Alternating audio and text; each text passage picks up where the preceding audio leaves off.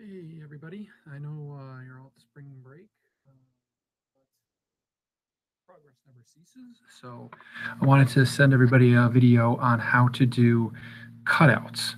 I had a couple people that have asked a couple of times, I want to use cutouts on my pages. So here's how to do it. Couple step process here. And, we're going to kind of walk you through from absolutely nothing to all the way done.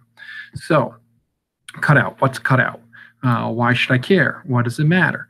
Well, cutouts are something like this right here that you see with this wrestling one, where you see kind of they've cut this guy's shoulder and elbow out and kind of cuts into the story. It's kind of a little more dynamic, kind of a little more interesting. This is another one with Randy Johnson here from a couple years ago, and this is a little blurry, but you can see how his arm goes into the story, his butt kind of goes in the story, and it wraps around him like that. So that's what we're going to kind of show you. And the reason why those are interesting is, just a much more dynamic page. It's very interesting, very tall image here, and you can kind of see, it's obviously a cool page. So it's kind of a cool skill that you can pick up and use as you see fit.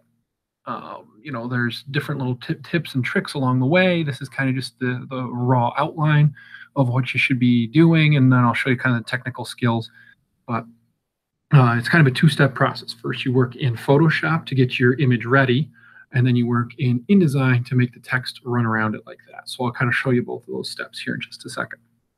First things first, the most important thing when you do a cutout is to pick the right kind of image. Something like this, where it's very defined around his face and around his arms and that kind of thing, that's a little hard to find sometimes. And just using some of the examples that I sent last week, something like this lacrosse photo would actually be really good for a cutout. You can see very clearly around here, even in her hair here a little bit, but very clearly there's an outline around her that you can use. One trouble area would be this little basket up here with all these little nooks and crannies that you'd have to cut out, but that's okay. When it's so clear like this, it's something you can work with to cut it out. A better example even than this would be the gymnastics photo that we had last week. It's very clear where her outline is, where the bar's outline is, and all that kind of thing. Around her hair might be a little bit of a trouble, but the very clear outline is what we're looking for. This one, the basketball one, would actually probably be a pretty bad photo to cut out. You want to kind of leave this one as it is because for a couple of things.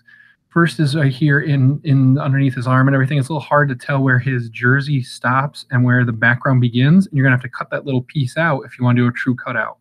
Another area is right here by the defender's fingers, how they kind of are on top of him. You're going to have to actually cut the defender's fingers out, and then it's going to look a little odd because there's either little pieces of our guy missing or there's little pieces of finger on top of him. Third area is down here by his shoe and his sock with the white background and everything. It's really hard to see the outline. So, just to kind of review these, very clear outline of what you're looking for, very defined outline of what you're looking for. Even when you have a lot of detail like this is okay. This one's probably a little bit better because it's a little simpler and a little cleaner. This one with kind of these trouble spots like right here, right here, right here, you want to avoid. So that's kind of the first step you got to do is pick the right image. So the example I'm going to show you is actually a little bit of a selfish one because as I've told you guys, I work on my own games, and right now I'm working on a card game that has fish involved in it. So right now, the image I've chosen is our little minnow friend here. This is a minnow. It's a fathead minnow, which you guys don't necessarily have to know, but it's just it's got a good example because you can see how defined the outline is here against this white background. You're not going to be lucky enough to have these kind of images all the time with just a colored fish in this case versus a white background, but for our purposes here, it does what it needs to do. So a couple of things you got to do right at the beginning. First things first, you go over to layers right over here on the right hand side. It might be selected already, it might not. So you just go to the layers one and you double click on this little lock for background right here. Double click on that, it's going to say make it a new layer, layer 0. We say yes, please. Okay. At this point, you're going to want to save this file because you want to save the original and you're going to work on a copy of it as opposed to trying to be a hero and do it all in one file. So file, save as, and then I always put whatever the name of the thing I'm working on is plus the word cut at the end just to remind myself what it is. I'm going to save mine to the desktop and make sure that it is a Photoshop file. You don't want to save this as a JPEG. Make sure you want it to be a Photoshop file. So you hit save. It'll give you a little thing. You say, okay. Now we're ready to go. We're ready to make the magic happen here a little bit. So we're staying on our layers here, and we come down here, and we hit this little pad. It looks like a little Post-it note pad here. Let's see if it'll come up. Yep, it says Create New Layer. Click on that. And you see how there's this kind of checkered background here. That's what we want. Because essentially what's happening now is there's two layers of our image. There's the layer of the fish on the background on the top, and then there's this blank layer beneath it. And that's very important. We'll get to that in a little. We'll get to that at the end of what we're working on here. So next thing you got to do is you go to Paths. Click on Paths, and it's going to be blank. So you go back down to your little notepad here. It says Create New Path.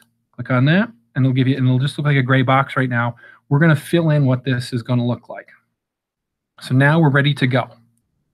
We come over here in your toolbox here and pick right here the pen tool. I already had it selected, but you want to take the little thing, looks like a little old-timey pen.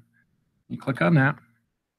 And then what you're going to do is you're going to zoom right in to your image, whatever it is. In this case, it's fish for me, might be something else for you.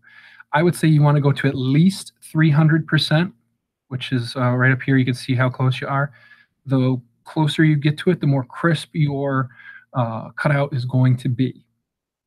So I'd say go to at least 300%. If not, if you can get closer, 400% or 500%, go for that, because it's going to make things better in the future.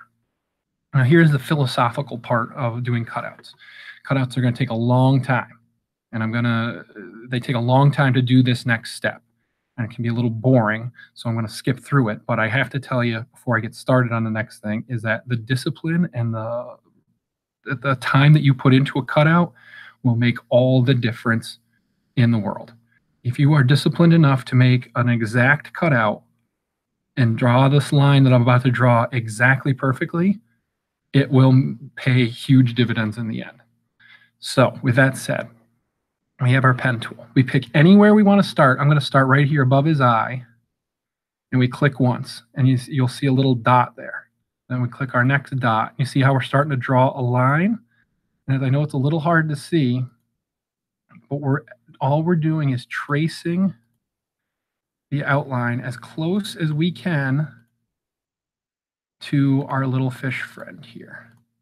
You can go right, you can go left, it doesn't matter, but you have to do it in sequence. But you just keep clicking around, and at this point, I think you can start to see what my goal is here. So just trace, just take my time, get every little curve and everything like that. And this is why you're zoomed in so much. But you can start to see the path starting to form down here.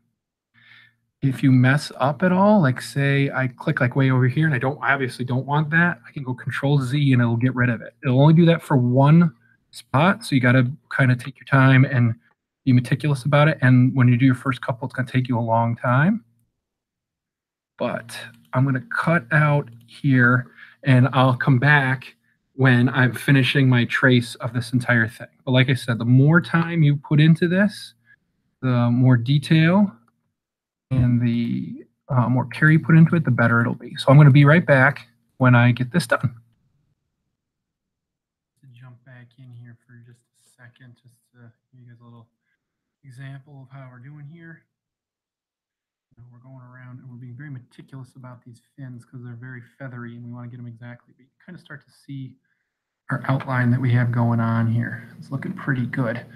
But I just want to jump back in and say, you know, it's worth the extra effort, the extra 10 minutes this is going to take me, 15 minutes, 20 minutes this is going to take me. You just get really close to his tail and his fins and everything and get it just right. It's worth the extra effort. And it takes that extra effort to be good at this kind of stuff. I'm going pretty quick with my clicks just because I've done a whole bunch of these over the years. You'll get better at them as you do more and more of them. But, you know, it's worth extra effort is what I'm doing here. So I'm to say, this is good. That's where I want that dot, and then move on from there as opposed to just kind of slapping it together. So I'll be back in a couple minutes when I get probably about halfway done here. And you kind of see I'm kind of halfway done if you look at. So I'll be back in just a little bit. Getting back here to finish up. Oops. Then we close our path. So now you can see that we have our entire path selected, or we don't have it selected, sorry, we have it finished. Okay, so we just finished our path and it looks like it's gone, but it's not, it's there, it's just very thin. So we go right click and we hit make selection. And we want to make sure that this is 0, because what we're saying is we don't want to pick anything around the line we just made, we want to pick just the line we made. So we hit OK. And then you'll see that the path we drew with all of our little nooks and crannies and everything looking good is what it's selected. So then we have to go over here to layers and make sure you're on layer 0, because that's the one with the actual image on it. Then we hit select and we hit select inverse. So we're saying not the fish, the white background. So we've told the computer, we drew all that line, now take everything that's outside of that line is what we want, and we hit the delete button. And it might be a little bit hard to see, but you see how it goes to that checkerboard, that gray checkerboard style? That's exactly what we want. All it is now it's selected, it has just the fish on that blank background. So we'll go File and Save. And at this point, you are all set in Photoshop. The next step is to do it all in InDesign. So go over to InDesign, and we're going to move our walleye out of the way here. We'll just show you on the walleye page. Move our walleye out of the way. That box. Okay, so then you go Control and D. You place the photoshopped image, the photoshopped file, not the regular photo, but the Photoshop file. You hit Open. And you drop it on there just like anything, just like any of the other photos we've done.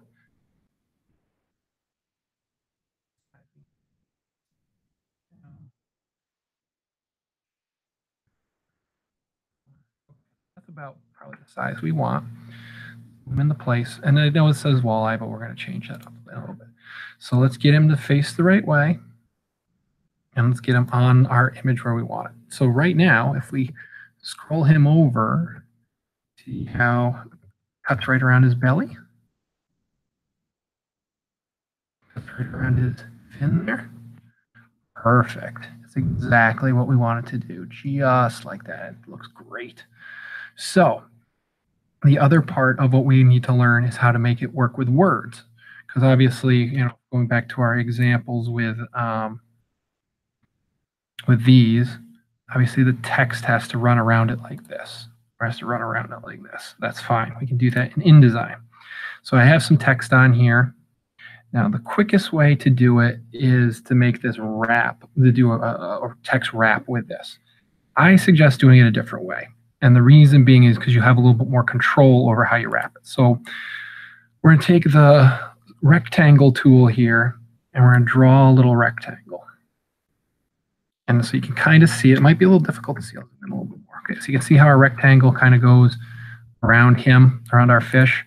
Well, we wanted to kind of go with the angle of his head here. So we're actually going to rotate this a little bit. And that's right up here next to the big rotation tools. They give you 1 degree rotations.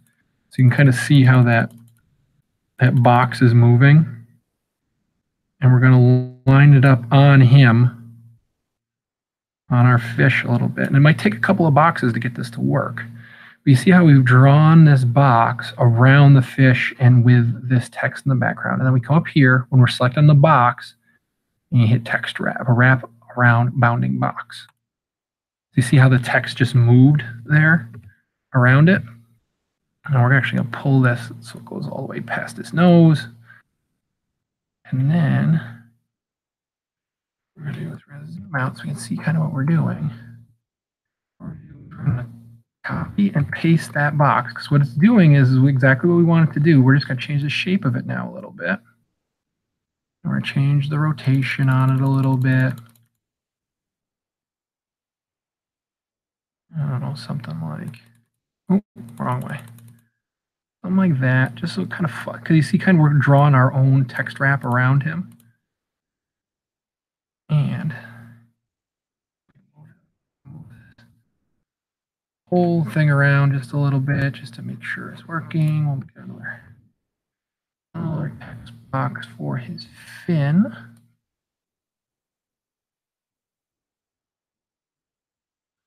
Something like that, maybe even a little bit.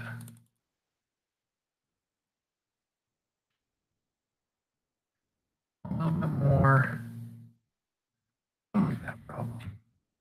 Okay, so just a little bit to see how we're doing. Now we want our text box here, just so we can kind of show you guys what this is doing.